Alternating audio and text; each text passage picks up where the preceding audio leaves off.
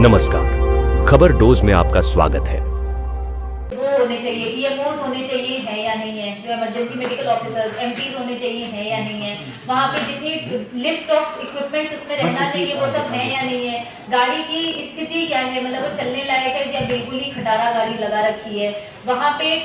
कहाँ से पेट्रोल लाते हैं, कितने दिन वो उनका लॉगबुक वगैरह भी ये भी चेक करिए लॉगबुक सही भरे नहीं भरे, क्योंकि कई बार उनकी गाड़ी खराब होती है तो वो भेज देते हैं जो सीधे जनता से जुड़ी है, बाकी चीजें तो बैकग्राउंड में है, लेकिन जो हमारा फ्रंट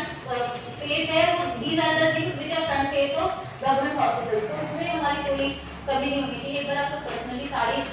बुला लीजिए एमवाईसी देखी जगह पे अपने सीएचसी पीएचसी जहाँ पे भी, और वहाँ पे सबको चेक कर लीजिए, और जिसका नहीं हमारे टोटल एम्बुलेंसेस है यहाँ जिले में 28 एम्बुलेंस है। मैं इनको बुला रखा है मैंने, मैडम आने वाले हैं 108 के, वो भी आ रहे हैं, उनको बुला के आप लोग आज तो बहुत सारी चीजें हैं, लेकिन उनके साथ डिटेल समीक्षा कर लीजिए और कह दीजिए हम नहीं भेजेंगे जब तक कि अब बिल्कुल टू अटर सेटिस्फैक्शन, मतलब उनका एक वो फॉर्मेट बना लीजिए कि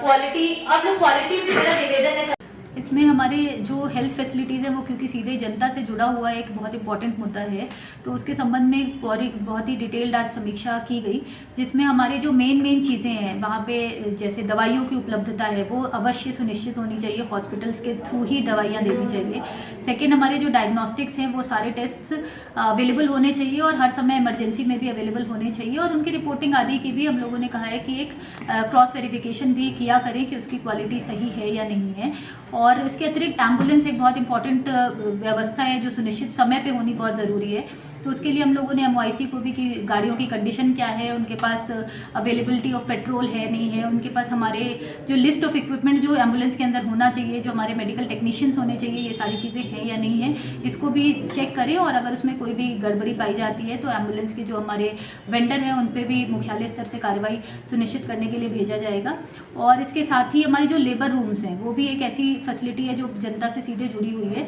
तो सभी लेबर रूम्स में जो भी आवश्यक सामान है उसको मॉडर्नाइजेशन करने के लिए हम लोगों ने निर्देशित किया है, और अधिक से अधिक लेबर जो हमारा डिलीवरी है वो अभी भी कुछ घर पे हुई जानी